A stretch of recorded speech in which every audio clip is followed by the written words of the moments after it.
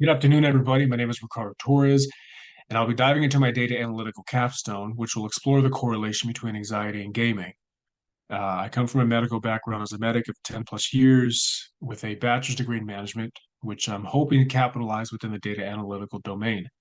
And I'll start by analyzing one data set from Kaggle, as well as referencing some journal and article entries. Without further ado, we'll start by defining anxiety, which is derived from the American Psychological Association website. Anxiety is an emotion characterized by feelings of tension, worried thoughts, and physical changes like increased blood pressure. People with anxiety disorders usually have recurring intrusive thoughts or concerns.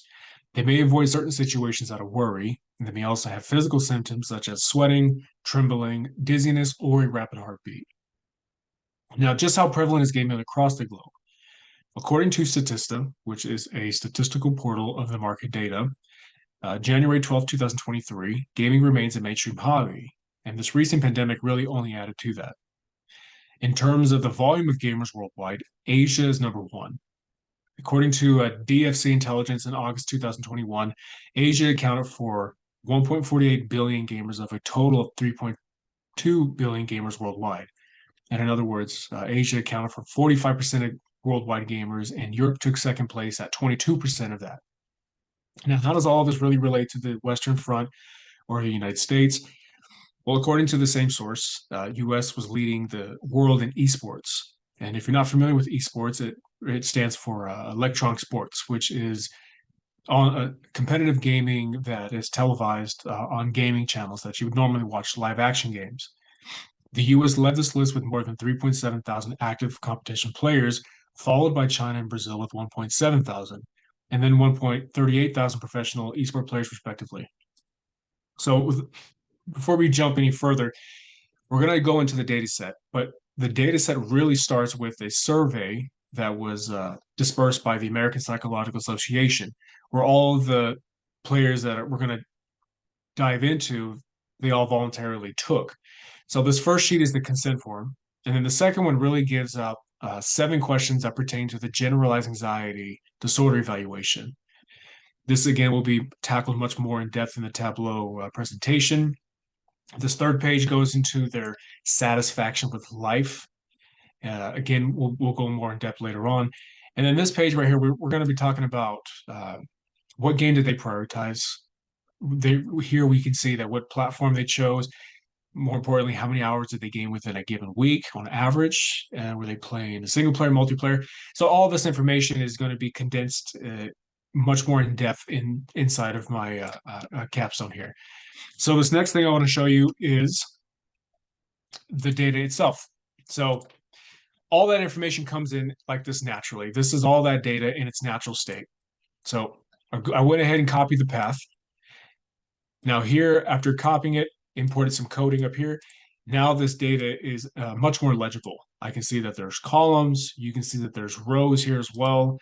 And you have the top half of the data set, and then you have the bottom half of the data set. So you can even see it right here. So you can see that the total of rows that we have here is over 13,000, which is a pretty large data set. Moving down here, I distinguished all the columns within this data set because I kind of wanted to get an idea of what kind of information we're going to be getting into. And now here you can see that they have GAD 1, 2, 3, all the way up to see 7. And that really correlates to the 7 questions on that second page we looked at. Then you have your satisfaction with life questions here, the hours, and so on. Moving down here, I put in some code here to distinguish the tail end, or I should say the end portion of the data set, because I wanted to ensure that all this data remained consistent. I wanted to make sure that it still looked the same, that there wasn't going to be any add-ons or any significant changes to the data set. And so you can tell here, there's really no difference between this information and this information. It all correlates. But moving on here, I recognize the most relevant columns for the capstone. And you can see the gender, the age, hours, and residence, putting in some very brief coding, not too crazy at all. And then after reviewing one of the graphs of my Tableau presentation, which we'll refer to just after this, I went ahead and took some coding and I highlighted the top performers according to the data set. So as you can see here, the top performers is going to be USA, Germany, and UK. These are all of the hours added. So all of the candidates from USA, all of their hours were added here and so forth. So to make this a little bit more visually appealing, I went ahead and imported matplotlib, put in some coding down here. And here you can see that same information just in a graph. The y-axis distinguishes the hours. The x-axis will show the country. And now that goes without saying, but figured I'd highlight it anyways. The game referenced here, I wanted to show what specific games we're talking about here. What kind of games are we looking at? The first thing that stuck out to me was that we have repeated figures here. In other words, you're seeing more than one of the same word. Why is that relevant? Well, it's relevant because I want to get a total of the number of games, but I don't want to have to keep counting the same game more than once. So I went ahead and put in some code down here, which is a unique function, which it gets rid of the doubles. It just gives me the own the game itself without having it being repeated. So we don't have very many games here. Now, this will actually mark as the first marker that eschews this entire data set because obviously there's hundreds of thousands of video games worldwide. But this, according to this data set, there's really only 10, not including there's an other, yep, here it is. There's an other category. Outside of that, there's 10 specific games.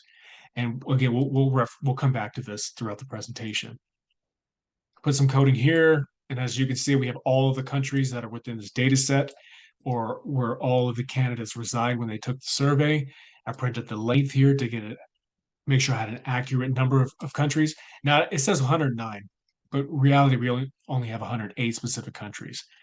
And we know this because if you look through all the countries here, down here on the bottom left, you see that there's an unknown category. There's obviously not a country called unknown. So there's really 108 specific countries detailed here. And over here, I just put in some notes.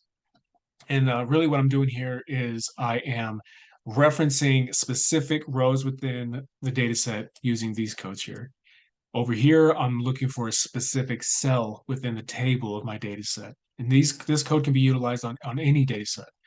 So here you can see the row is on the left, which is 0, columns on the right.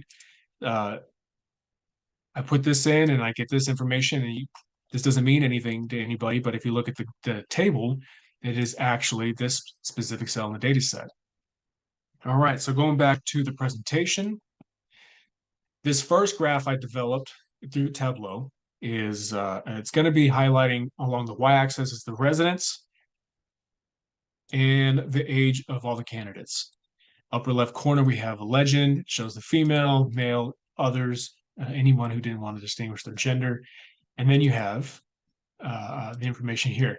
So as you scroll down here, all through all 108 plus the unknown country, the biggest takeaway here is you'll notice that there are far more male candidates than there are female. The orange represents the male again, and the blue is the female. If you highlight your cursor over any of the lines, at the beginning of the line here, you see we have an 18-year-old male who is averaging about 2 hours within a week. If you go at the end of this line, this gentleman, male, 50 years of age, gaming approximately an hour in China. Now, this is another way you can tell that this is already slightly skewed from the data set according to the recent survey from Statista, which we mentioned that Asia is leading #1, right? So you would have thought that there would be far more hours within here, but we'll tie this into another graph shortly. So this particular graph distinguishes the residents again in their age. Going on here, we have the games in the study. Now, according to that survey, this information was derived from the candidates when they noted their prioritized game of choice. You see here along the y-axis, we have the hours. Along the x-axis, we have the game. Again, I mentioned this when I was showing you the coding.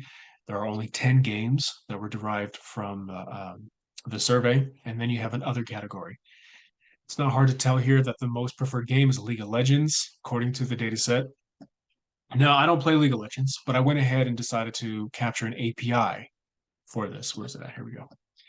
Now, this API, I imported request, which was that API, and what I ended up deriving was the top characters in the League of Legends games that seem to be performing the best.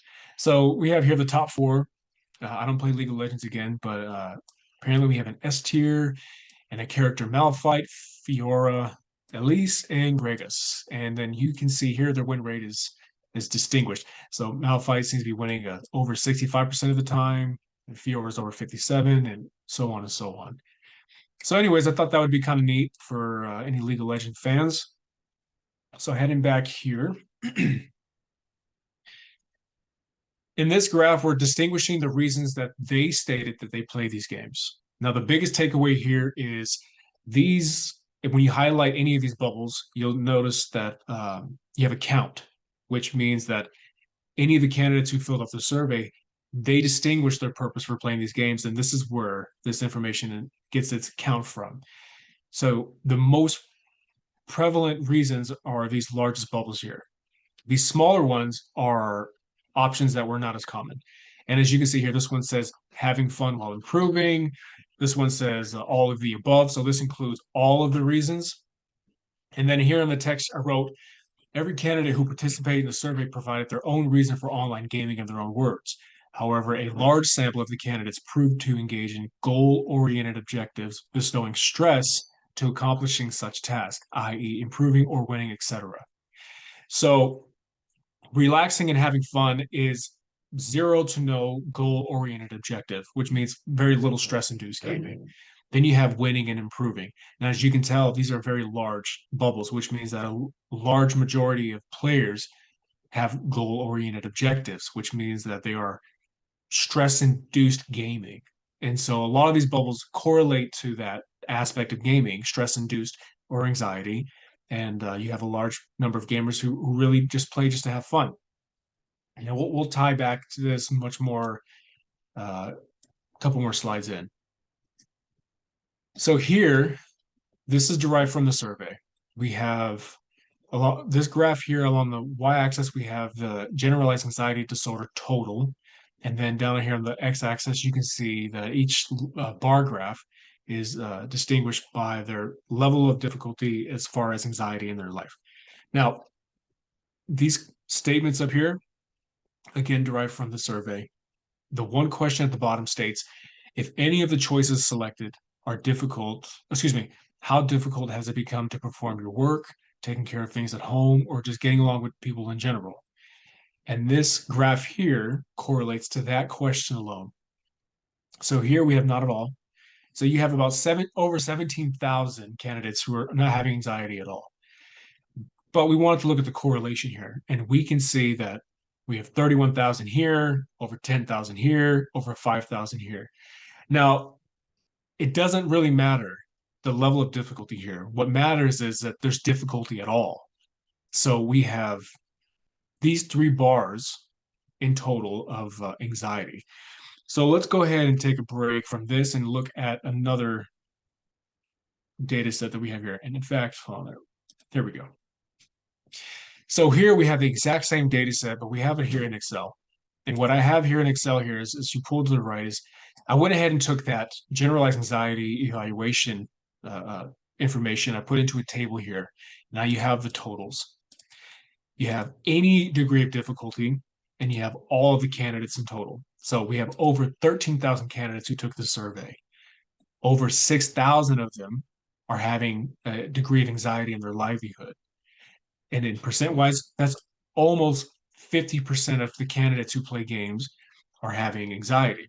Now, it's not just who play games. It actually matters how often they're playing games, and we're going to tie that in as we get closer to the end of the presentation. But I just wanted you to focus here that there is a large number of gamers who are distinguishing levels of anxiety in their life. And this is from the candidates themselves. This isn't a third party evaluating that. This is from the gamer themselves. Now down here, I just went ahead and distributed, looked to see if there was a normal distribution. And here you really just have a graph. It doesn't have that bell curve that you would normally have with a normal distribution. I went ahead and distinguished a column over here, which was the hours of gaming. This was also noted in the coding.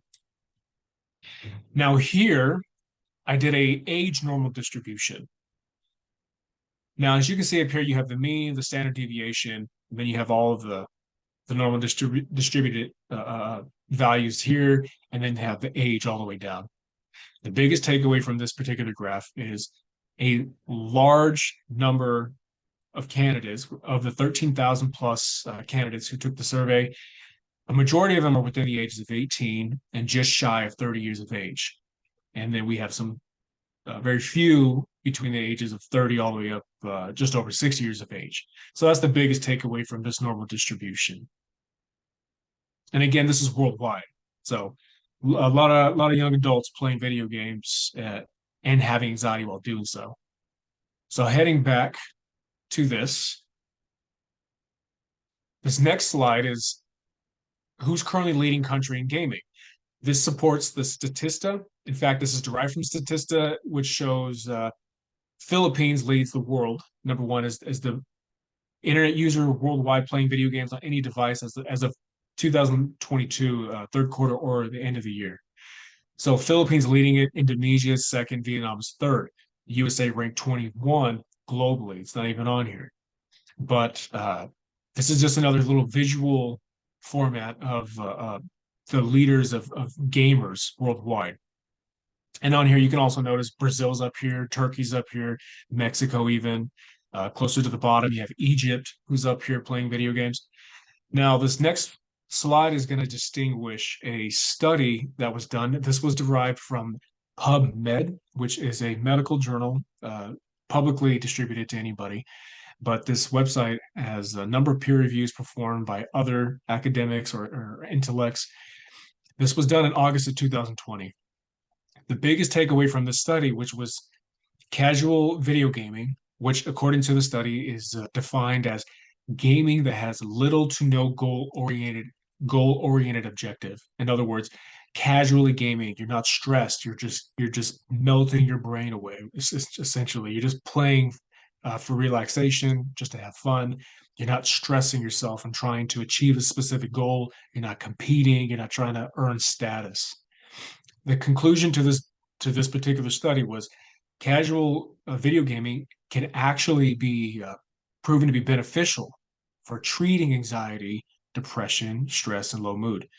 Another big takeaway from this particular study, which was, as you can see here on the fifth line, casual gaming must be played in short bursts of time. Now, the study distinguished that, according to them, the short burst of time was approximately less than 3 hours within a week. So it's a pretty important takeaway from the study. Less than 3 hours within a given week. Casual video gaming proved to be beneficial for individuals with anxiety.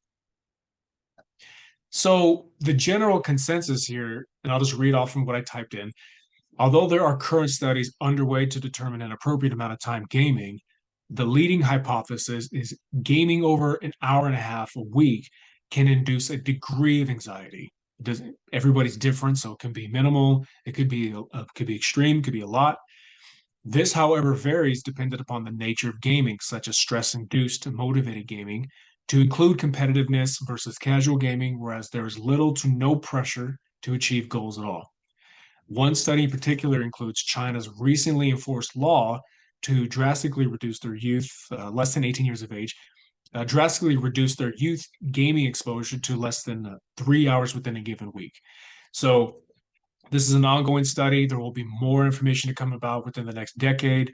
I'm sure that all this information is going to tilt either more to the right, more to the left. Maybe more gaming is not that bad.